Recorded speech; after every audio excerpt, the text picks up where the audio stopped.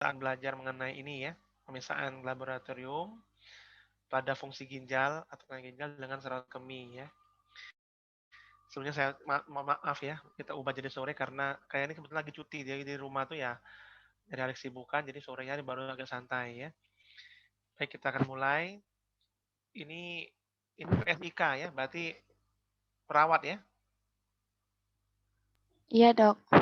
Nah, berarti kalau perawat, nanti kita akan bahas beberapa hal yang mungkin bisa membantu kalian dalam nanti menjadi profesi nanti ya. Tapi ya untuk kita belajar, kita perlu pengetahuan dulu baru kita bisa tahu ya. Nah, ini sebagai pendahuluan ini ya. Jadi yang pertama kita tahu bahwa saluran kemih itu kan terdiri dari banyak saluran ya, banyak organ. Pertama ginjal ya, kemudian di ginjal pun juga kompleks ya, ada nefron, ada tubulus ya, nanti ada gambarnya. Juga nanti kita mengalirlah ke ureter, di ureter nanti ada lanjutnya ke vesika urinaria ataupun buli-buli ya, baru nanti ke uretra, baru nanti keluar ya. Jadi ke semua dari bagian ini nih berpeluang ya ataupun berpotensi untuk membuat satu gangguan ya. Nah, nanti akan kita bisa pantau melalui pemeriksaan ya. Pemeriksaan laboratorium apa yang nanti kita bisa pantau untuk mengetahui ada gangguan fungsi ya. Baik itu fungsi ginjal ataupun mungkin gangguan saluran kemih ya. Nah, ini anatomi ginjal ya. Anatomi ginjal ini sudah tahu mungkin ya, berbentuk seperti ini ya, kacang mete tapi besar ya, agak besar, sebesar genggaman tangan ya, kecil-kecil dikit lah ya. Kemudian di situ terdiri dari di sini kita lihat ya, ada korteks ya. Korteks itu bagian luar, ini bagian medula ya. Di sini nanti di dalam sini tersusun oleh nefron-nefron ya, jutaan nefron itu ya. Nefron yang nanti akan bermuara ke kaliks ya. Kaliks mayor dan kaliks minor nanti masuk ke sini, baru nanti dia ke pelvis renal ataupun piala ginjal ya, baru nanti ke ureter. Nah ini, jadi di masing-masing medula ini ya, di sini ya, ini berisi nefron ya, jutaan ya, satu medula itu jutaan nefron yang kalau kita bisa kecilkan lagi posisinya seperti ini Jadi ini gambaran secara sistematisnya ya. Kalau bentuknya mungkin tidak sebagus ini ya.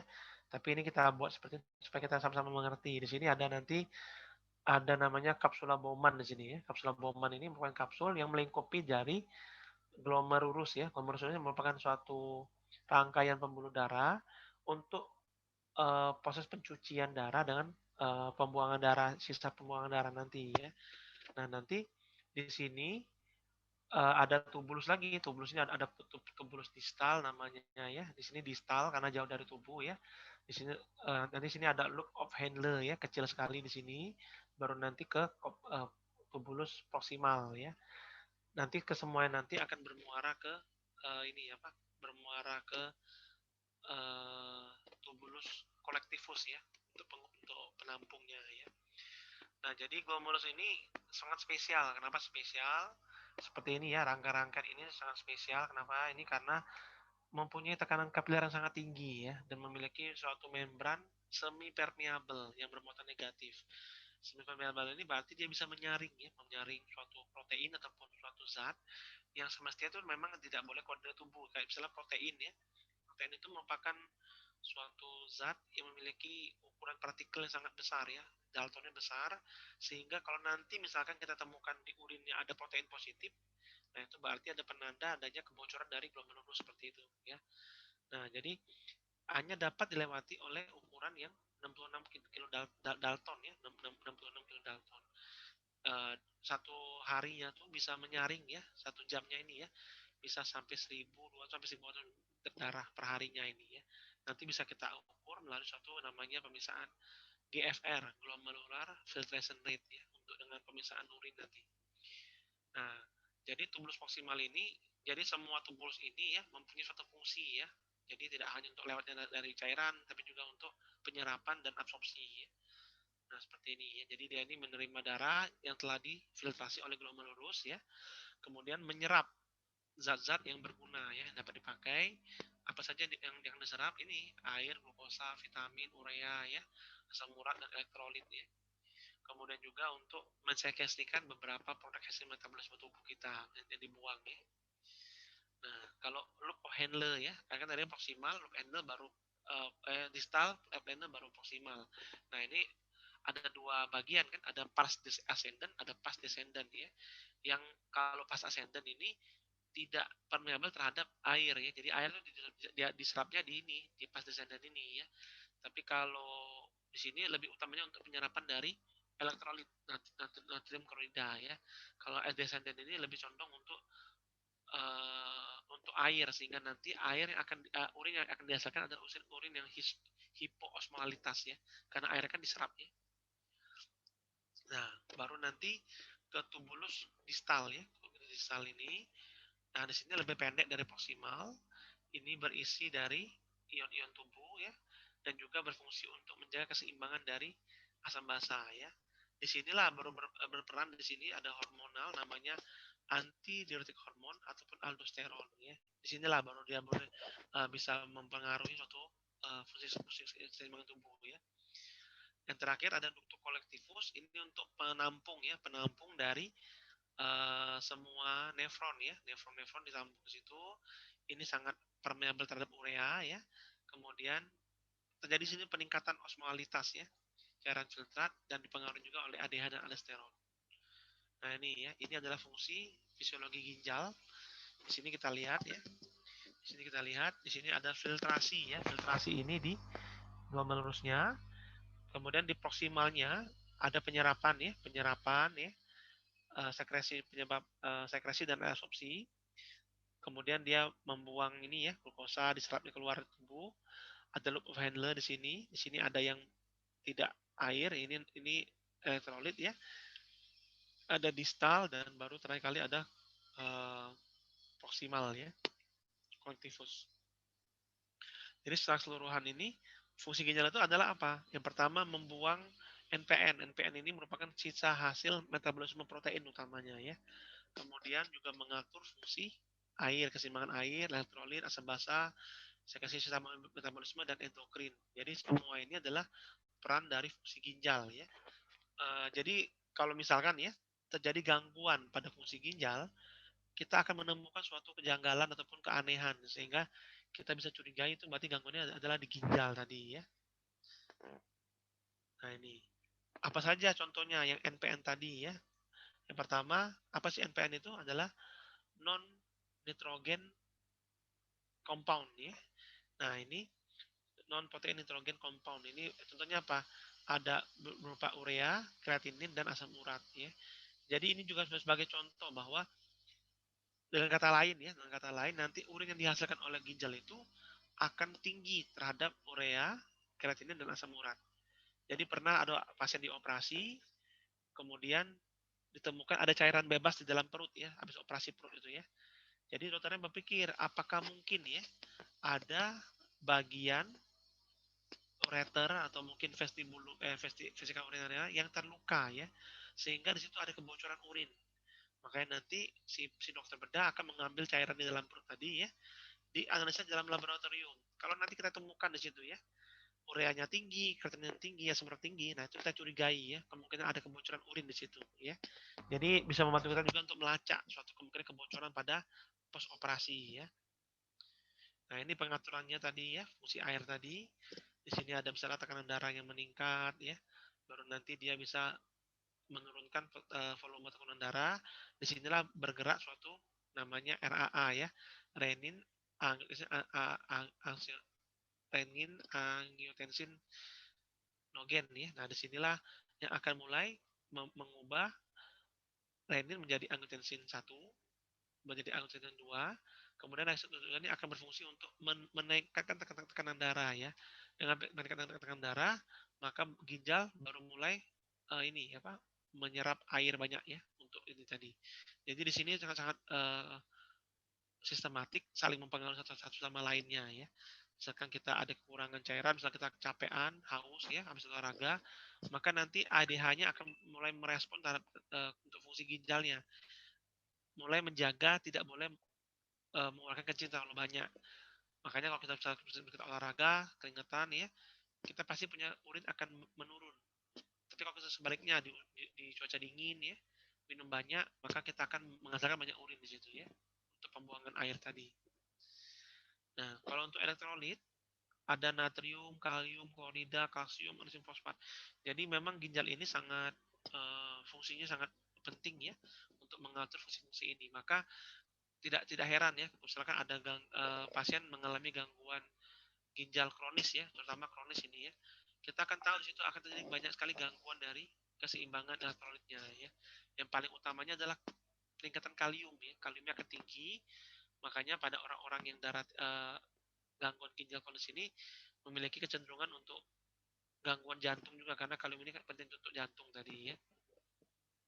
Nah, kemudian juga untuk asam basa. Asam basa tahu ya, berarti ini memang tubuh kita ini juga menghasilkan protein dan juga ada metabolisme di situ karbon dioksida ya. Yang nanti kesemuanya ini akan mempengaruhi keseimbangan asam basa dari tubuh kita ya. Dia mengatur ion biokarbonat, sintesis ekskresi sisa metabolisme, reaksi dengan amonia dan monohidrogen fosfat. Ya. Kalau untuk fungsi endokrinnya, tadi saya beberapa jelaskan ya. Jadi di sini ada namanya renin ya, di situ dibentuk oleh medula ginjal ya, sama eritropoietin. Eritropoietin ini fungsinya untuk membantu peningkatan dari eritropoiesis ya, untuk pembentukan dari sel darah merah. Nah, makanya tadi ya, kalau ada gangguan ginjal kronis, otomatis si pasien akan mudah anemia ya. Salah satu penyumbangnya adalah gagalnya pembentukan dari eritropoietin ini ya. Ada juga pengaturan dari 1,25 dehidroksi vitamin D3 sama prostaglandin. Nah, jadi pada pemeriksaan fungsi ginjal ini kita bisa melakukan apa saja ya. Ini contohnya ya. Tetap pada pemeriksaan pertama kita pemeriksaan dulu hematologi. Hematologi ini kita pakai untuk men-screening namanya darah rutin ya, darah hematologi rutin. Dan kalau ini ada gangguan, kita bisa curigai kemungkinan adalah gangguan ginjal yang terjadi. Bisa seperti itu ya. Salah satunya tadi ya. Jadi apa aja hematologi yang diperiksakan? Yang pertama ada hematologi 8 parameter ya. Nanti saya jelaskan apa 8 parameternya. Di situ juga ada heterogeneous leukosit, laju darah dan retikulosit dan lain-lain ya. Nah, ini ya. 8 hematologi parameter itu adalah ada hemoglobin, hematokrit, eritrosit, leukosit, trombosit dan MCV, MCA dan MCHC ya. Jadi pada hematologi ini ada 3 jenis pemeriksaan yang utamanya. Yang pertama ada yang diukur ya. Kalau HB ini diukur. HB ini kita ukur berapa kadarnya.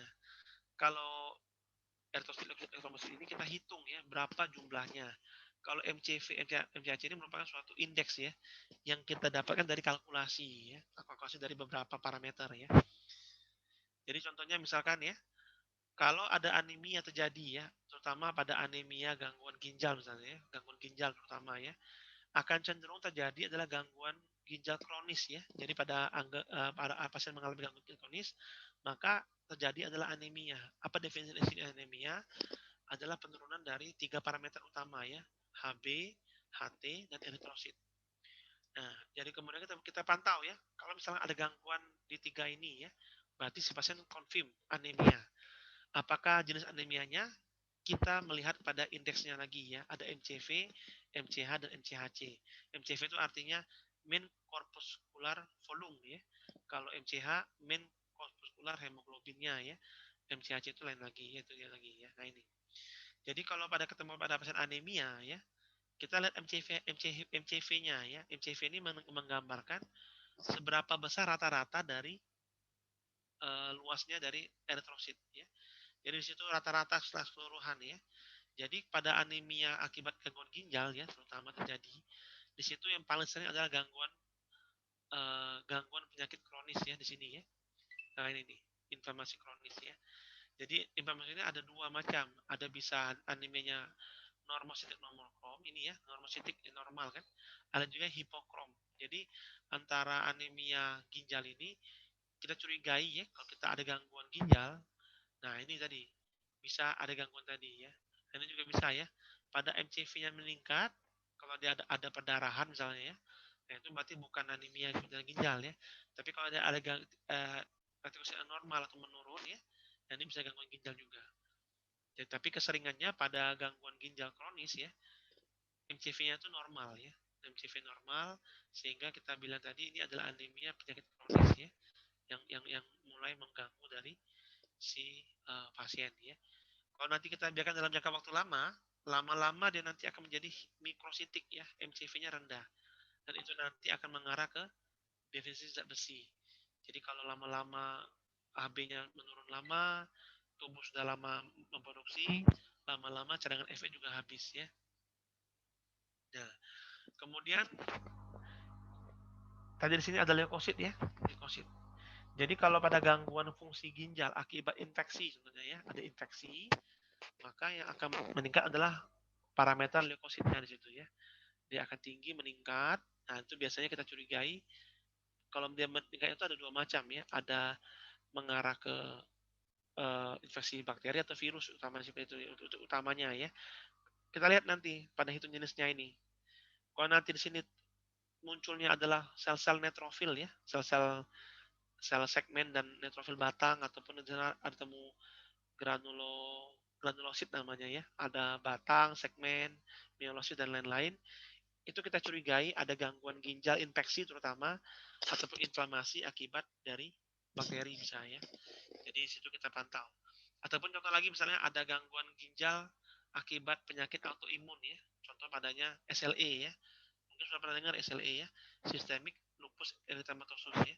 Jadi pada SLE itu komplikasi yang terjadi adalah gangguan fungsi ginjal ya, namanya nefropati SLE ya. Nah itu. Jadi kalau pada fungsi ginjal yang inflamasi penyakit autoimun ya atau autoimun, maka juga bisa meningkat juga leukosit dan lain-lainnya ya. Neutrofil dan lain-lain. Jadi itulah fungsi tadi ya. Jadi kalau kita melihat adanya anemia, kemudian adanya kemungkinan leukosit yang meningkat, adanya sebaran dari leukositnya lebih banyak lah neutrofil dan lain-lain, itu bisa kita curigai ada inflamasi atau infeksi. Kalau memang ada gejala klinisnya adalah kencing sakit dan lain-lain, itu mendukung adanya gangguan pada saluran kemih seperti itu ya. Jadi hematologi ini memang pemeriksaannya tidak spesifik, tapi bisa membuat kita aware adanya gangguan pada suatu sistem dengan kita kombinasikan dengan gangguan pada gejala klinis pasien. Kemudian kita masuk ke kadar ureum ya. Jadi ureum ini yang saya bilang tadi ya, termasuk NPN ya, non protein nitrogen ya. Jadi ureum ini merupakan hasil produk dari katabolisme protein dan asam amino ya. Misalnya kita makan daging, makan telur dan lain-lain yang mengandung protein, maka itu akan di metabolisme dan akan ada hasil akhirnya ya, ureum ini ya. Jadi ureum ini kita pakai ya untuk mengevaluasi fungsi ginjal ya ataupun status hidrasi seseorang ya untuk menilai keseimbangan nitrogennya ya.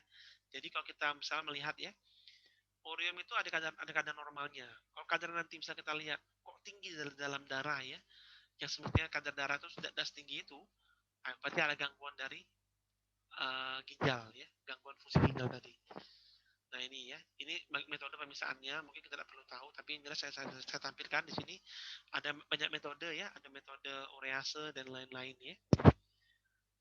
Nah ini nilai rujukannya ya. Jadi di sini kita lihat pada plasma serum ya 6-20 ya, ada yang sampai 40, masing-masing dari laboratoriumnya mengatakan 40 kurang lebih ya. Pada urin 24 jam demikian ya. Jadi kalau misalnya kita lihat pada urin misalnya meningkat sekali ya ureumnya ya, nah itu kita curigai lah ada gangguan ginjal yang terjadi. Nah ini, jadi apa saja yang kita bisa curigai, contoh ya, misalkan ada kadar urin meningkat, apa sih kemungkinan yang dihidap oleh pasien ya? Itu ada 3 macam lagi kategorinya ya. Ada gangguan prerenal ya. Berarti prerenal ini adalah semua gangguan yang terjadi ya, yang terjadi sebelum darah masuk ke ginjal. Itu namanya prerenal ya. Apa saja contohnya? Ini ya tadi. Ada gangguan dari volume ya, ada gangguan gagal jantung ya sehingga jantung memompakan darah ke ginjal tidak maksimal ya.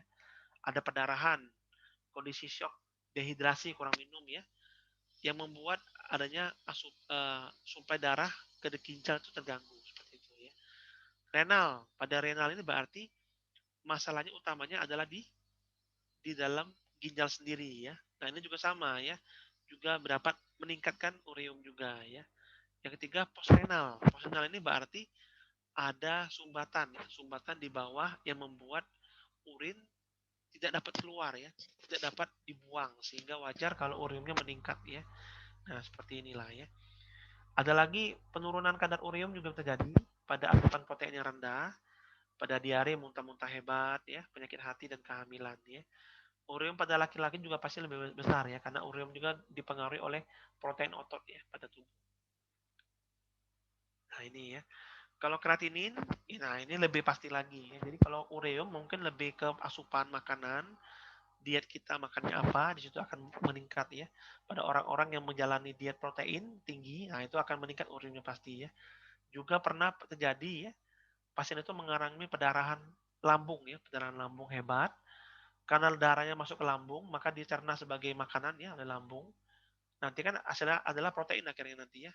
Makanya wajar kalau nanti ureumnya meningkat seperti itu ya. Jadi pada pendarahan lambung pun ureum pun bisa meningkat pada ureum yang akibat dari pemecahan sel darah ya, protein juga ya. Nah, sekarang kita ke kreatinin. Ini lebih ke masa otot ya, sama atlet otot. Ini karena dalam otot kita mempunyai suatu namanya kreatin fosfat ya. Jadi kalau misalnya ini lebih relatif lebih tidak dipengaruhi oleh diet ya. Juga dapat menurun ya pada gangguan ini tadi ya. Apa yang kita bisa pisahkan? Di sini kita bisa pisahkan kadar kreatininnya, ataupun kita juga periksa clearance kreatinin ya. Baik sejauh mana kreatinin kita bisa dibuang dari tubuh kita. Itu kreatinin ya. Ini ada rumusnya. Ini namanya rumus, saya lupa rumusnya apa ya. Jadi ini rumus rumus yang sudah dipakai sering lama ya. Ini ada satuannya ya. Jadi kreatinin clearance ini bisa kita dapatkan dari ini ya, dari ureum kreatinin urin ya. Jadi kreatinin kita ukur dari urin, bukan dari darah. Dimasukkan ke dalam rumus ya. Kemudian ada volume berapa urin 24 jamnya. Ini urinnya 24 jam harus ya. Kemudian ada kadar kreatinin serumnya berapa. Baru nanti dikalikan oleh jumlah 24 jam ya. Nah, ini kemudian dikali satuannya 1,7 kali luas permukaan tubuh ya. Nah, ini juga. Nah, ini ada juga rumus penghitungan secara Crocroft-Gaul ya. Crocroft and Gaul ini mengukur secara pakai usia dan jenis kelamin dan berat badan ya. Jadi kalau berat badannya meningkat, asumsinya akan meningkat juga kreatininnya karena uh, massa ototnya akan lebih tinggi daripada orang yang kurus ya, seperti itu ya. Kalau laki-laki, ya kalau perempuan dikali 0,85 karena perempuan lebih rendah ya. Nah, ini ada juga rumus baru lagi yang dipakai, ada rumus dari MDRD ya, ini Abbreviated Modification of Diet Analysis ya. MDRD ini lebih dipakai di luar negeri ya, dipakai luar negeri. Di sini karena dia sesuai, ada juga rasnya ya, ada Afrikan dan Afrika, ini dikali lagi 1,210 ya. Nah, ini namanya creatinine clearance. Normalnya berkisar antara 90 sampai 120 ya. Jadi ketika tiga fungsi ini adalah untuk mengukur ya kemampuan fungsi ginjal dalam membuang kreatinin dari tubuh kita ya. Nah, jadi normal itu antara 90 sampai 120 ya. Nah, ini. Jadi di sini kita bisa lihat dalam tabel ini ada namanya pengelompokan ya, pengelompokan gangguan ginjal ataupun gangguan ginjal ya berdasarkan dari GFR-nya ya. Jadi kalau lebih dari 90 itu berarti kemungkinan hanya ringan ya, akibat mungkin hematuria ya, akibat pokoknya GFR masih normal ya. Tapi kalau gangguan yang mulai ringan, nah itu 60 sampai 89 ya. Mulai agak sedang 30 sampai 59 ya, mili per menit. Kalau gangguan ginjal berat sampai 30, kalau gangguan ginjal akhir ya di bawah 15 mili per menit ya. Jadi kalau sudah di bawah 15 sudah dipastikan bahwa dia akan menjalani cuci darah rutin ya. Karena kalau tidak cuci darah nanti akan timbul penumpukan dari ureum dan kreatinin yang akan menimbulkan sesak napas ya, seperti itu. Jadi inilah fungsi dari kita mengukur suatu creatinine clearance ya pada gangguan ginjal kronik. Kalau akut bagaimana dok? Oke, kalau akut juga bisa tanpa gejala sebelumnya, tiba-tiba si pasien mendadak mengalami gangguan peningkatan dari ureum kreatinin dari darah, itu akut ya. Jadi terjadi di bawah 2 minggu. Nah, itu namanya akut. Contohnya adalah saya pernah ingat ada kasus jengkolan ya. Jengkolan itu orang itu makan jengkol banyak-banyak. Nah, itu terbentuk suatu kristal ya, kristal jengkol dalam ginjalnya sehingga menyumbat ya, obstruksi ginjalnya. Akhirnya si pasien ginjal akut ya, gagal ginjal akut. Kalau gagal ginjal akut ya kita tadi ada terapinya, ada terapi tergantung penyebabnya ya. Kalau penyebabnya kejengkolan ada penawarnya ya, ada obat penawarnya. Misalnya bikarbonat, kemudian juga jika diperlukan cuci darah, maka mungkin tidak akan cuci darah rutin ya. Kalau yang kronik rutin, nanti dia cuci darah setiap, kalau sudah yang berat ya, seminggu bisa 2 kali cuci darah ya. Nah, ini metode pemisahannya, saya skip aja ya.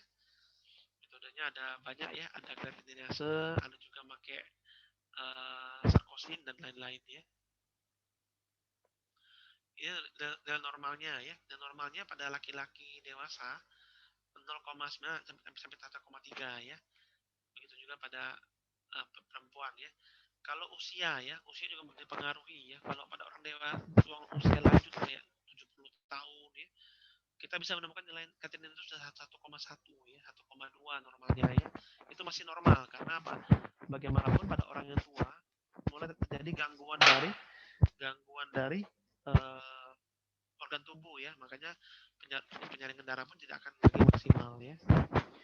Nah, ini yang ketiga, pemisahan kadar asam urat ya. Jadi kita tahu juga asam urat ini, ya kalau asam urat ini lebih condong untuk katabolisme purin ya. Mungkin tidak asing lagi dengan asam urat. Kenapa asam urat kita tidak asing lagi? Karena sudah banyak sekali di masyarakat, kalau misalnya sakit sendi ya, oh ini asam urat ya gitu ya. Tidak makan melinju, makan jeroan ya, nanti kalau sudah makan itu bengkak-bengkak kakinya seperti itu ya. Nah, itu tadi ya. Jadi emang asam urat ini dipengaruhi sekali oleh diet makanan ya. Makanya pada pemisahan fungsi ginjal kalau kita pengen akurat, si pasien berpuasa 8-10 jam, kita berpisah dari fungsi darahnya ya. Akan lebih akurat nanti hasilnya nanti ya. Kemudian jadi asam urat ini 70% itu dieliminasi ya di ginjal ya. Kalau yang lain mungkin masih ada protein bisa di hati dan lain-lain. Kalau asam urat wajib di ginjal saja ya, dominannya ya. Jadi 90% atau 80% direabsorpsi tubuh proksimal ya. Dan juga dapat kalau berlebihan dalam tubuh ya, akibat pembuangan yang terganggu akan terdeposit ya, akan terakumulasi dalam persendian ya, yang akan dapat menimbulkan inflamasi tadi ya, asam urat ya. Jadi pada orang-orang yang asam uratnya tinggi diberikan dalam waktu yang lama, maka lama-lama nanti akan ada deposit di situ ya, dalam sendi-sendinya akan nyeri nanti ya. Ini metodenya ya. Oke, nah ini dengan normalnya ya. Pada laki-laki asam uratnya akan lebih tinggi daripada perempuan yang normalnya ya. Ini biasa ya. Karena terpengaruh juga oleh masa tubuh ya. Kemudian ada namanya cystatin C ya. Cystatin C ini merupakan suatu low molecular weight protein ya. Merupakan suatu asam amino yang dia ini lebih tidak dipengaruhi ya oleh jenis kelamin ya, oleh ras, usia dan masa otot, maka lebih akurat misalnya tidak perlu puasa untuk cystatin C. Dan juga metode misalnya kita pakai metodenya ini ya. Tapi memang untuk cystatin C ini tidak dipakai, tidak rutin dipisahkan karena tadi ya terbentuk dari biayanya agak mahal ya. Ada juga namanya beta 2 mikroglobulin ya. Sama, ini juga marker biomarker ya yang dapat menjadi suatu gangguan ginjal ya untuk mendeteksi lebih awal ya. Nah, ini ya menginformasi ada gangguan fungsi ginjal pada fungsi tubulusnya saja ya. Jadi lebih spesifik untuk tubulusnya saja. Tapi juga ini tidak rutin kita kerjakan ya. Nah, ini ada namanya mikroalbuminuria ya. Ini kurang A-nya ya, mikroalbuminuria ya. Jadi pada saya bilang tadi ya, untuk kita mengukur apakah ada ya fungsi urin ya yang mengandung adanya protein berlebih ya karena gangguan dari filtrasi dari ginjal ya. Jadi kalau definisinya apa? Definisinya adalah ditemukannya albumin ya di dalam urin dengan komposisi antara 30 sampai 300 mg per 24 jam ya. Ini biasanya terjadi pada gangguan DM ya, DM yang menyerang pada ginjal sehingga terjadi namanya nefropati diabetik ya. Pemirsaannya apa? Pakai urin 24 jam, kita ukur berapa albuminnya dikali volumenya nanti ya. Kalau nanti lebih memenuhi kriteria di atas 300 berarti dia mengalami mikroalbuminuria ya. Dan hal ini kita bisa curigai lah ya, gangguan ginjal ya. Ada juga bisa inulin ya, sama tadi inulin. Inulinnya bersifat inert ya, kita bisa ukur ya, dan juga dapat lebih tidak dipengaruhi oleh jenis kelamin, usia dan diet ya. Ada juga pemisahan dengan zat berlabel ya. Jadi si pasien minum suatu zat cairan ini ya, yang mengandung radioisotop, nanti akan dipantau ya, apakah saat di urinnya berapa jam kita pantau, apakah nanti sekresinya akan sesuai yang diharapkan. Tapi ini satu ya, bahayanya ada radiasinya kan, dan biaya mahal ya, dan juga membutuhkan alat yang canggih dan tenaga ahli ya. Makanya ini sudah mulai tidak lagi untuk dilakukan pemeriksaan seperti ini ya. Sekarang untuk urinalisis ya. Jadi selain misalnya tadi ya, ada pemeriksaan hematologi, urium, kreatinin, asam urat. Juga ada pemeriksaan yang kita dapat lakukan dengan cara yang mudah dan sangat murah ya, sangat apa? Ya sebentar ya, ada telepon ya.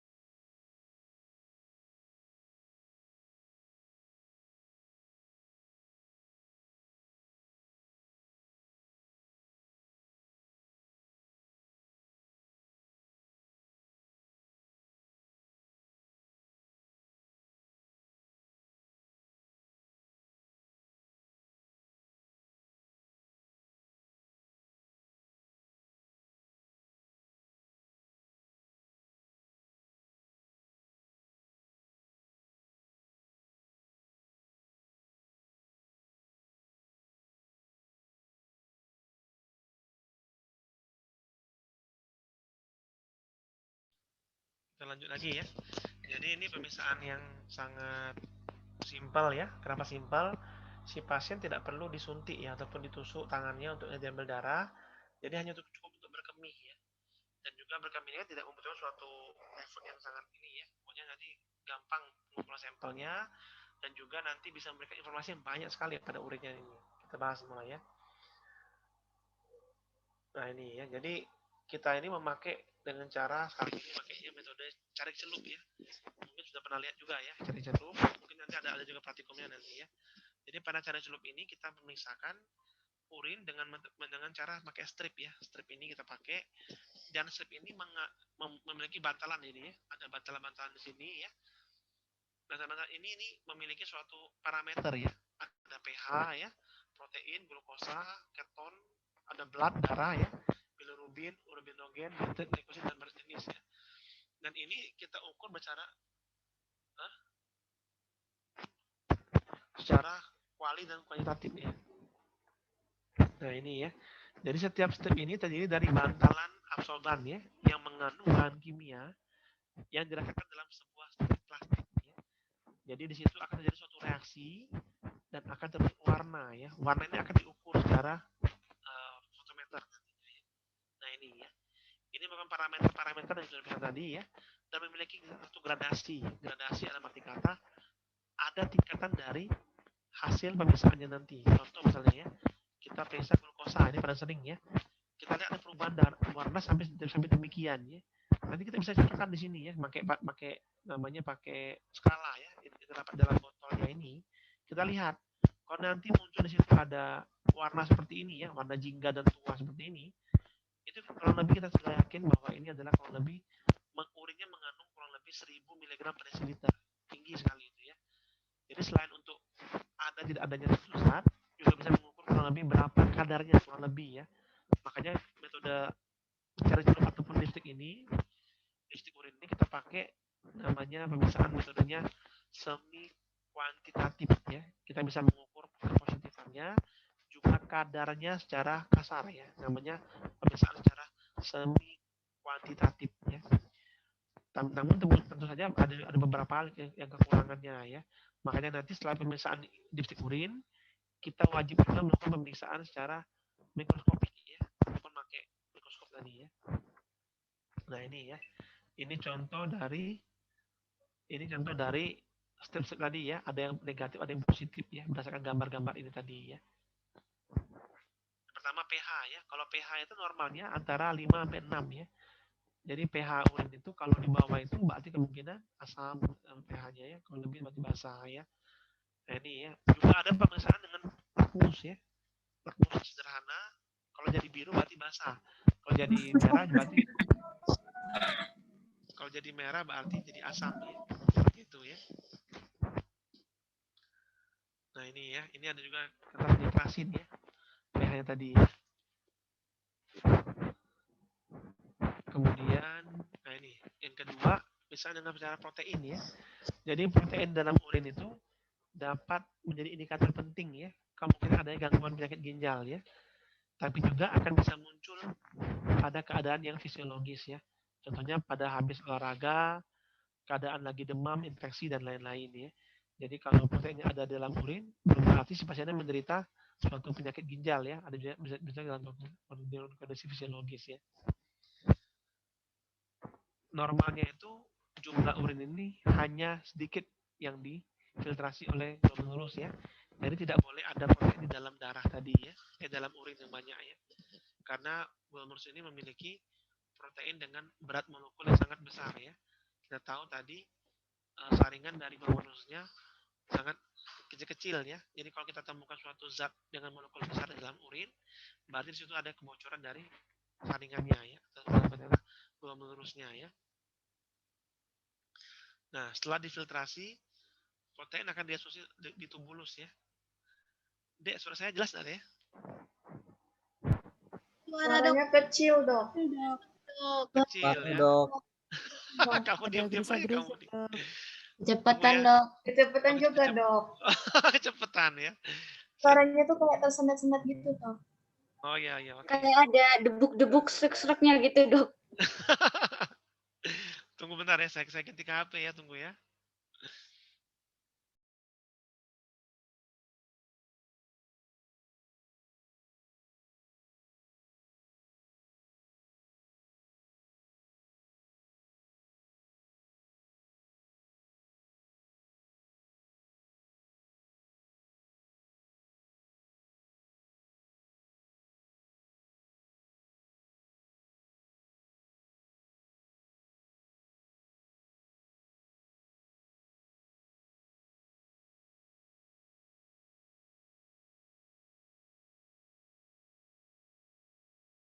Dapat mereka kita banyak sekali pemisahan parameternya ya. Contohnya apa saja, ada pH, protein, glukosa ya di situ ya. Ada keton ya. Kemudian nanti juga ada darah ya. Darah itu berarti kalau misalnya nanti positif, kemungkinan si pasien akan mengalami pendarahan pada saluran dari kemihnya ya. Kemudian ada secara kuali dan kuantitatif ya. Jadi reagen ini terdiri dari bantalan absorben ya, yang mengandung bahan kimia ya, yang nanti akan bereaksi terhadap suatu zat yang mereka memang disetting untuk menangkapnya ya. Kemudian terjadi satu perubahan warna ya. Seperti ini contohnya. Kalau nanti misalkan contoh yang paling bawah ini ya, glukosa misalnya, glukosanya warnanya berubah sampai kayak jingga tua itu ya.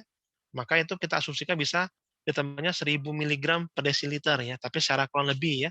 Berarti kita bisa mengatakan bahwa ini si pasien memiliki kadar glukosa yang sangat tinggi dalam urinnya ya.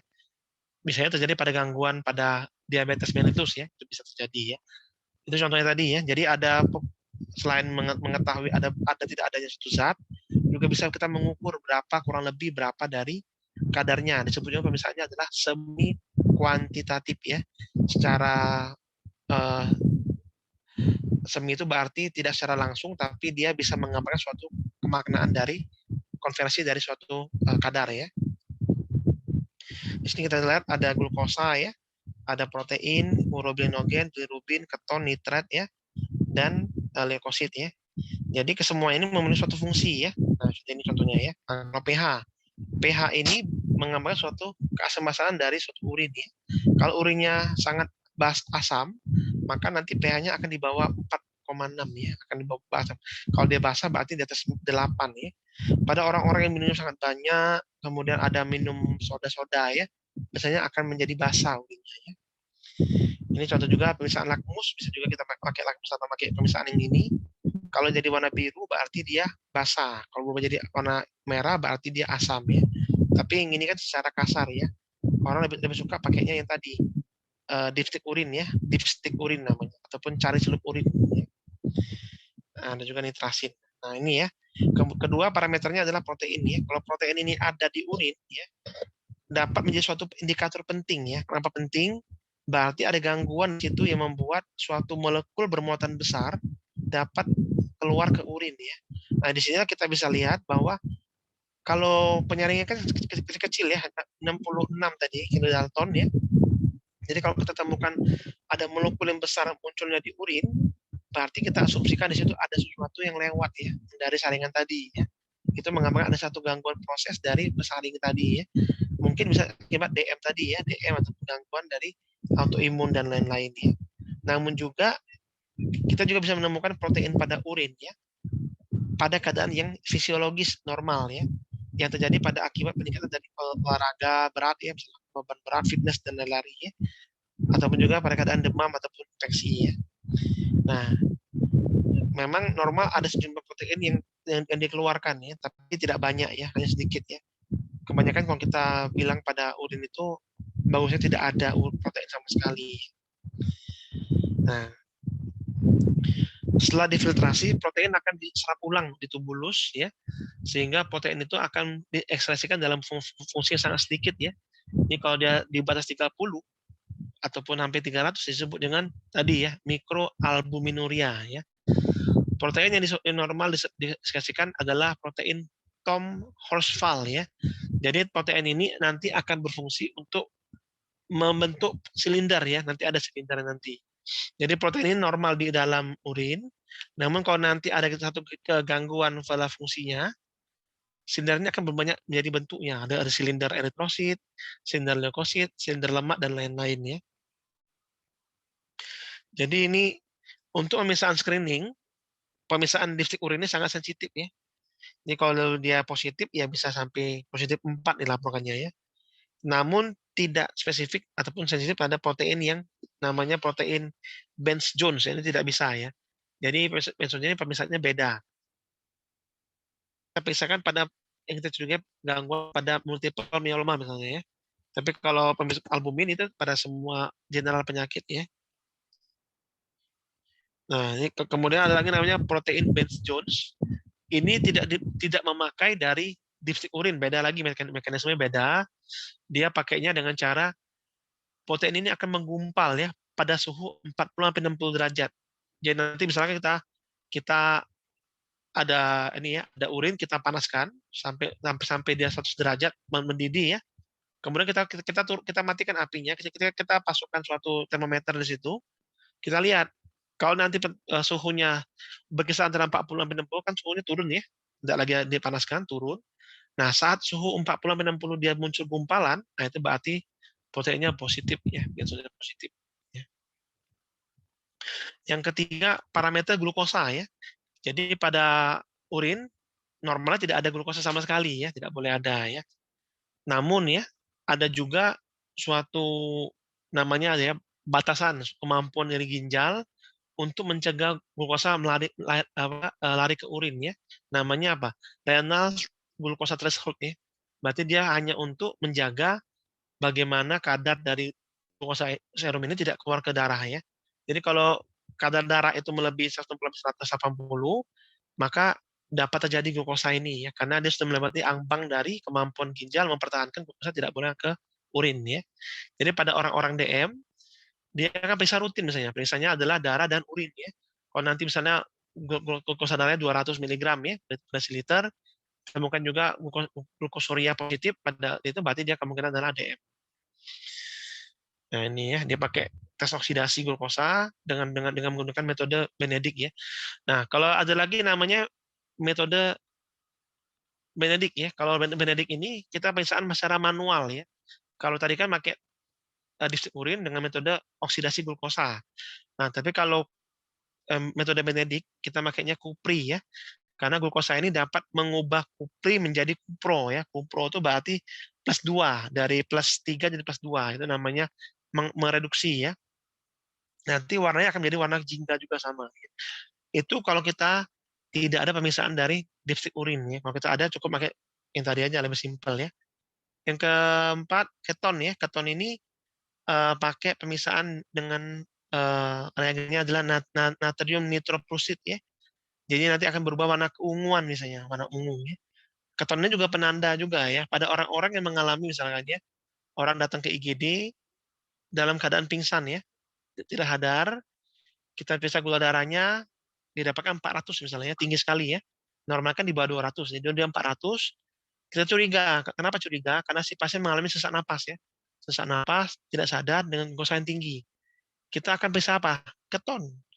Kalau keton pada urinnya positif ya, maka si pasien mengalami apa? Mengalami asidotik metabolik akibat DM-nya ya. Jadi mengalami suatu peningkatan keton yang tinggi pada darah yang membuat si pasien mengalami gangguan metabolisme asam basa ya. Nah itu namanya apa ya? Pokoknya gangguan diabetes, gangguan DM dengan peningkatan keton yang tinggi ya. Ketosis ya, ketoasidosis diabetikum namanya. Ketoasidosis diabetikum namanya itu ya. Jadi ketonnya juga bisa juga pada orang-orang yang mengalami kondisi-kondisi tadi ya. Kenapa keton ada dalam urin? Keton ini merupakan suatu pemisahan hasil dari pemecahan protein ya. Jadi kalau orang DM kan tidak bisa tidak ada insulinnya. Makanya dia akan mengambil energi dari non glukosa ya. Dia ambilnya protein kan. Proteinnya dipecah, keton meningkat. Nah, tadi ya. Sehingga tinggi pada darah menimbulkan gangguan asidosis tadi ya. Yang kelima, darah samar ya. Jadi kita sering ya, kita BAK di WC atau di kloset kita lihat, oh ternyata kita punya urin jernih ya, jernih sekali, aman ya. Tapi tidak seperti itu ya. Ada juga orang-orang yang tidak menyadari bahwa dia itu mengalami hematuria mikroskopik namanya ya. Hematuria dengan pemisahan dari mikroskop. Nah itu tadi. Kalau pada hematuria dalam urin itu kita pakai ini bisa lebih akurat ya. Kecuali ya kalau kita sudah kencing warnanya merah sekali, nah itu biasanya memang mengandung darah ya. Tapi juga dia bisa positif pada orang-orang yang tidak menyadari kalau dia itu hematuria. Contoh misalnya ada batu ginjal, jangan batu ginjal sangat kecil ya, itu bisa hematuria minimal bisa, ya. Makanya itu bisa kita periksa. Namun pada parameter darah samar ini ada juga yang bisa membuat positif palsu. Contohnya apa? Ada mioglobinuria bisa positif sama hemoglobinuria ya. Jadi ada hemoglobin dalam urin juga bisa memberikan suatu reaksi yang positif pada pemisahan ini ya. Contoh misalkan ada orang ya lagi benerin antena ya, kena setrum listrik misalnya, kena setrum ya, kena kilat atau kena petir, nanti akan ada kerusakan otot di situ ya, ototnya akan terganggu, nanti akan keluarlah protein-protein otot namanya mioglobin ya. Nah nanti kalau kita periksa urinnya akan positif nanti glukosanya, bloodnya, padahal dia tidak mengalami hematuria ya. Nah itu contoh tadi ya. Nah ini contohnya ya. Kalau eritrosit itu seperti ini. Dia tuh bulat-bulat kecil tapi tidak memiliki inti di dalam selnya ya. Nah, ini ya. Ini eritrosit yang bentuknya sama ya. Sama bulat-bulat. Kalau yang ini eritrosit yang bentuknya rusak ya, amburadur ya.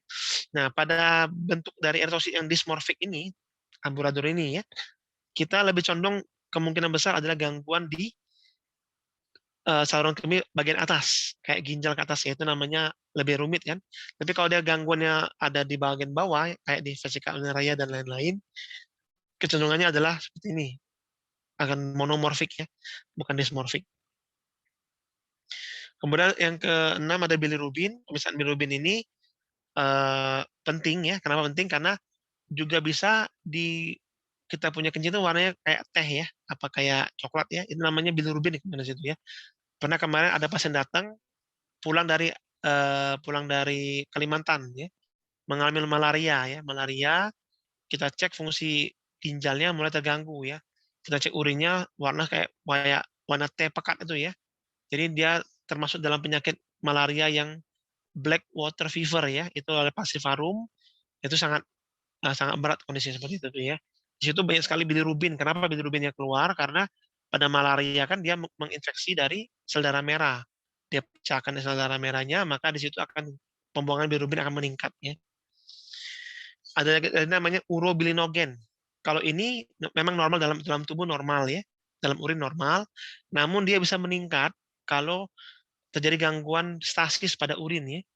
Agar urinnya itu tidak bisa keluar karena ada obstruksi dan lain-lain, misalnya dia akan meningkat di situ ya. Nitrit.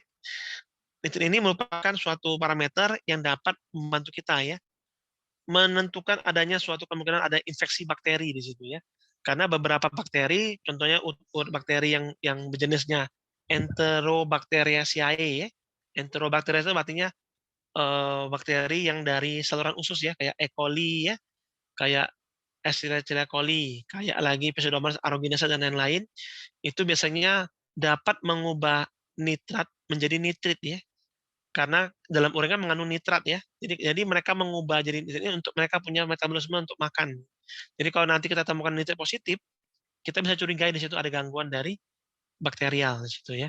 Tapi apakah nanti misalnya nitrat negatif berarti tidak ada infeksi? Belum pasti, karena bisa saja yang di situ bakterinya bukan bakteri Enterobacteriaceae ya. Karena itu hanya khas untuk bakteri tadi ya. Intinya tidak semua bakteri bisa mengubah nitrat menjadi nitrit ya. Tapi kalau dia ada positif, kita curigai hati-hati tadi ya.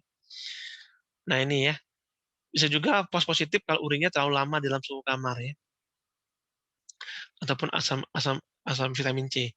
Yang ini lanjutnya lagi ada namanya pemeriksaan parameter leukosit esterase ya. Ini meningkat kalau ditemukan banyak leukosit pada urin ya.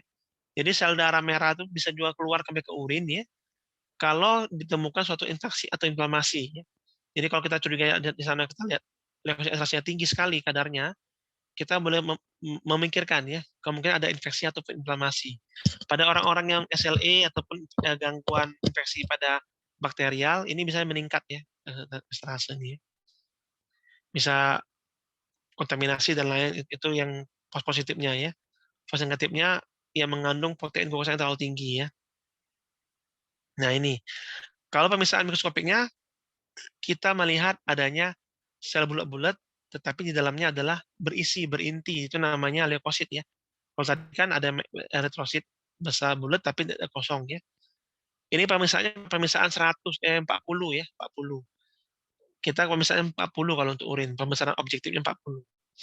Nah, ini adalah tadi kan pemeriksaan secara dipstick urin ya, ataupun kimiawi urin ya. Sekarang kita pemeriksaan yang terakhir adalah pemeriksaan mikroskopik urin. Jadi ini adalah kita periksa urinnya, kita putar di sentrifuge ya, kita putar di sentrifuge dengan tabung ini ya, tabung kayak seperti ini. Kemudian kita buang bagian atasnya, kita ambil bagian sedimennya, taruh di atas objek gelas, tutup pakai deglas, kita periksa di mikroskop. Untuk apa fungsi ini? Untuk mengkonfirmasi tadi. Contoh misalkan kita temukan tadi blood-nya positif 4 ya, blood-nya ya. Berarti kan banyak, ketika kita pikir-pikir, oh banyak sekali berarti sel darah merahnya ya. Kita perlu konfirmasi dengan pemeriksaan dari mikroskopnya. Kalau nanti mikroskopnya positif juga banyak eritrosit, berarti sesuai, seimbang ya. Kita keluarkan positif banyak dan lain-lain ya. Dan juga kita contoh lagi, kita temukan adanya nitrit positif ya. Leukosit esterase positif. Nah, kita curigai ada infeksi bakterial di situ ya. Kita cek dengan mikroskopik ini, apakah benar di situ ada bakteri. Kalau nanti urinnya segar masih ya, urinnya masih segar, kita bisa melihat ya adanya bakteri bergerak-gerak di situ ya. Kecil bergerak-gerak di situ kemungkinan besar ada infeksi bakterial ya. Kemudian kristal ya. Kita juga bisa periksa kristal. Kalau kristal itu kita temukan ada kristal pada urin, kita bisa kemungkinan adalah batu ginjal. Itu contoh salah satunya ya. Ini pemirsaannya mungkin tidak perlu tahu ya. Dan juga namanya ada pewarnaan Steinmeier-Malbin ya. Ini pemisahan untuk melihat sel-sel di dalam urin lebih jelas ya. Tapi untuk di kita lebih rutinnya dipakai pemisahan secara natif ya, tanpa menggunakan pewarnaan. Artinya kita cukup memeriksa urin dengan urin yang segar ya. Langsung kita periksakan dalam gelas, kita baca di mikroskop, itu namanya natif ya. Nah ini pelaporannya, contoh ini ya. Jadi urin yang normal mengandung leukosit itu ada, tapi hanya 0-5 itu normal masih. Sama juga sel darah merahnya juga 0-2, sama ada silinder hialin ya. Kalau lebih dari situ kemungkinan besar akan kita curiga ada gangguan di situ ya. Ini pelaporannya ya, kalau kita temukan sel-sel darah merah dan lain-lain ya. Jadi apa saja yang kita bisa periksa? Yang pertama apa? Epitel. Di situ ada epitel, kita juga bisa epitel. Epitel itu ada yang gepeng, ada yang transisional ya. Ada leukosit, eritrosit, silinder tadi ya. Ada juga spermatozoa pada orang laki-laki biasanya ya. Ada juga jaringan-jaringan lepas dari gangguan keganasan pada ginjal ataupun pada buli-buli. Di situ juga ada parasit ya. Coba nanti kamu cari ya, namanya parasit namanya Trichomonas vaginalis ya. Kamu cari di YouTube ya. Itu kalau kita lihat di dalam urin, dia tuh sangat lincah sekali ya, berflagel, punya buntut ya. Kemudian gerak-gerak sekali ya. Jadi pada orang-orang yang seperti ini akan menderita gangguan gatal ataupun nyeri pada kelaminnya ya. Termasuk parasit yang sudah menular pada gangguan seksual ya. Bakteri kita temukan juga ada spora ataupun HIV ya. Jadi ada cita-cita menarik di sini. Pada satu pasien ICU dirawat lama, dikasih antibiotik tidak sembuh-sembuh ya, tidak turun-turun panasnya ya, kemudian masih makin jelek ya. Akhirnya mereka dokternya curiga, mungkin bukan bakteri mungkin ya. Akhirnya cek urin. Ternyata urinnya penuh sekali jamur-jamur ya, HIV ya. Dikasihlah obat anti jamur, baru ada perbaikan, baru dia turun panas, kemudian bisa membaik dan pulih ya. Jadi itu juga kita bisa temui adanya jamur ataupun HIV pada urin, terutama pada orang-orang yang mungkin gangguan metabolik ya kayak DM ya, ataupun juga gangguan pada orang yang tidak bersih dari higien dari bawahnya itu ya, tidak bersih ya. Kemudian juga kita bisa temukan adanya kristal ya. Ini ada kristal asam urat, kristal triple fosfat, karbonat dan lain-lain ya. Jadi contoh misalnya ada seseorang dia hanya check up saja, urinnya positif diperiksa ada kristal asam urat ya. Kita curiga ya. Kalau di situ ada urin ada kristal asam urat, kita boleh cek darahnya juga. Apakah tinggi asam uratnya? Kalau memang tinggi, berarti si pasien confirm mengalami gout arthritis kemungkinan besar itu ya. Nah ini ya, ini pewarnaan natif ya. Tadi saya bilang tadi pewarnaan tanpa warna ya, tanpa pewarna. Di sini kita lihat ini ada epitel gepeng di sini ya. Epitel gepeng, ini ada leukosit di sini ya. Di sini ada eritrosit ya. Jadi ini adalah contoh-contoh penampakan gambar dengan menggunakan mikroskop tadi. Kemudian di sini ada ini ada epitel transisional ini masih normal ya. Kemudian ada sel epitel gepeng, di sini ada oval fat body ya. Kalau oval fat body ini kita periksa ada positif. Itu kemungkinan si pasien mengalami gangguan metabolisme dari kolesterol ya. Kolesterol. Nah, ini hialin deh. Ini namanya silinder hialin ya. Kalau silinder itu berarti dia benar silinder kayak tabung kecil ya.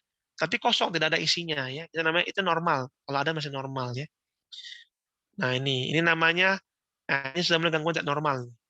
Ada silinder tetapi di dalamnya berisi ya. Ini ada silinder leukosit di situ ya. Ada bulat-bulat dan berinti ya.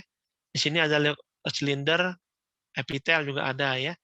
Kalau leukosit muncul seperti ini pada silinder, kita curiga di situ ada infeksi atau inflamasi ya pada saluran kemih. Nah, ini ya. Ada juga silinder lemak ya, silinder lilin ya. Silinder eritrosit nih, warna merah ya, warna merah ini ya. Nah, ini ya. Ini namanya parasit ya. Kita temukan juga adanya namanya Trichomonas vaginalis di sini ya. Ada dia berbentuk berbentuk kayak lempengan, mempunyai flagel, gerak-gerak aktif ya. Kemudian di sini ada juga bakteri ya. Bakterinya ada 2 macam, bakteri kokus dan batang ya. Kalau kokus itu berbentuk bulat ya, kecil gerak-gerak, nah itu ya.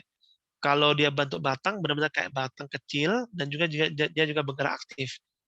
Nah, nanti kalau kamu mau cek di gerakannya nanti, boleh buka YouTube, di situ kamu cari pemeriksaan urin dengan menemukan bakteri ataupun tadi ya, parasit urin tadi ya, seperti Trichomonas vaginalis tadi. Nah, ini ragi deh, ini ragi ini merupakan pemeriksaan urin yang menemukan kemungkinan jamur ya, penyebab pada infeksi pada urinnya ya, pada saluran kemihnya. Nah, ini contoh-contoh kristal ya, ditemukan pada urin semua nih. Ini pada urin ditemukan juga pada kristal di sini. Ini ada pemanaan tadi ya, Steinheil-Maber, Malbin ya. Tapi kita jarang karena kita pakainya yang natif ya, tanpa pewarnaan. Kemudian silinder sudah tadi ya, sudah semua. Asam urat ini ya, ini bentuk-bentuk dari kristal tadi, boleh baca ya. Bagaimana bentuk-bentuk dari kristal tadi ya. Baik, yang saya perlu ini ya, saya perlu infokan di sini bahwa yang saya perlu info di sini adalah sebagai perawat ya, kita tahu tadi kita butuh berarti untuk pemeriksaan urin, kita disarankan misalnya adalah dengan sampel yang segar ya, segar dalam arti kata di bawah 2 jam ya. Nanti misalkan kita lagi jaga di ruangan, ada pasien mau periksa urin misalkan ya, dia berkemih sudah bagus ya, kemudian dia mau kirim urinnya ke laboratorium. Nah, itu kalau bisa di bawah 2 jam. Karena kalau lebih dari 2 jam, tadi ya, ada perubahan dari kimiawi urin ya. Coba nanti kamu coba ya, kalau kamu tidak percaya ya. Kamu berkemih ya, kamu biarkan urin kamu 24 jam ya. Nanti kamu lihat lah, nanti akan berubah jadi keruh ya, keruh dan bau ya. Karena di dalam urin pasti ada bakterinya ya. Lama-lama nanti bisa makin berkembang dan makin merusak urin tadi ya. Jadi pada pemeriksaan urin itu butuh pemeriksaan urin yang segar ya, ataupun bahan yang masih bagus ya.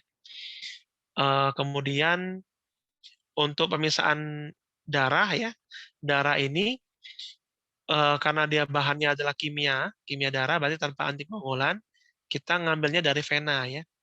Jadi beberapa rumah sakit kayak di RSCMA misalnya, pengambilan bahannya dilakukan oleh perawat ya, oleh perawat ruangan. Nah, makanya dia perlu tahu juga bagaimana cara flebotomi seperti itu ya. Kemudian juga ada juga ini ya, ini fungsi ginjal kita ini kan banyak sekali pengaruh tadi ya, ada pengaruh infeksi, akibat dari gangguan metabolisme ya, akibat DM ya, gangguan dari autoimun ya, ataupun akibat trauma dan lain-lain. Jadi kesemua ini sebenarnya sudah bisa terjaring dari pemeriksaan tadi ya, dari hematologi, dari pemeriksaan kimia darah, sama pemeriksaan dari urinnya. Jadi ketika pemeriksaan tadi itu sudah cukup untuk kita menjaring ya, dan mungkin kita perlu juga pemeriksaan dari apa? Radiologi lah kalau mau tambah ya. Kita ronsen ataupun kita bisa USG seperti itu ya. Oke, dari sini kira-kira dari apa yang saya sampaikan, ada yang enggak pertanyaan silakan.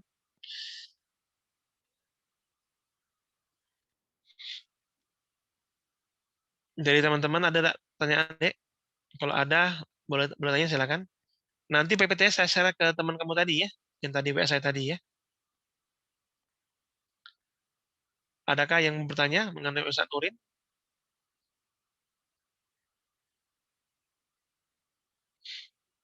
Minimal tahu ya bahwa urin itu memang penting untuk kita periksa ya, urin, kemudian pemeriksaan. Malah tidak banyak orang-orang itu datang dan keluhan tidak ada keluhan sama sekali. Mereka hanya check up saja ya, check up saja, check up medical check up dari perusahaan ataupun dari pemerintah ya, mereka check up. Didapatkan urinnya naik ya, katanya naik, AB-nya anemia ya. Rupanya ada gangguan ginjal kronis yang belum sampai ke end stage ya. Nah, segera kita obati si pasiennya ya. Ada juga yang orang itu periksa sendiri urinnya, proteinnya positif 3 ya. Ternyata dia mengalami sindroma nefrotik ya. Jadi dia positif urin karena kebocoran dari glomerulus seperti itu ya. Kalau tidak ada pertanyaan lagi, saya sampai di sini ya kalau saya. Semoga bermanfaat. Mungkin nanti kuliah satu lagi saya pakai HP aja lah ya, lebih jelas ya daripada pakai laptop ya, jelas. Baik, terima kasih. Selamat sore. Semoga apa yang saya sampaikan dapat menjadi menambah pengetahuan. Dan saya harus sarankan kamu juga baca-baca lagi ya beberapa yang kamu pengen cari, banyak sekali bahan dari internet, banyak dari buku banyak ya. Selamat sore, terima kasih. Terima kasih, Dok. Terima kasih, Dok. Terima kasih, Dok.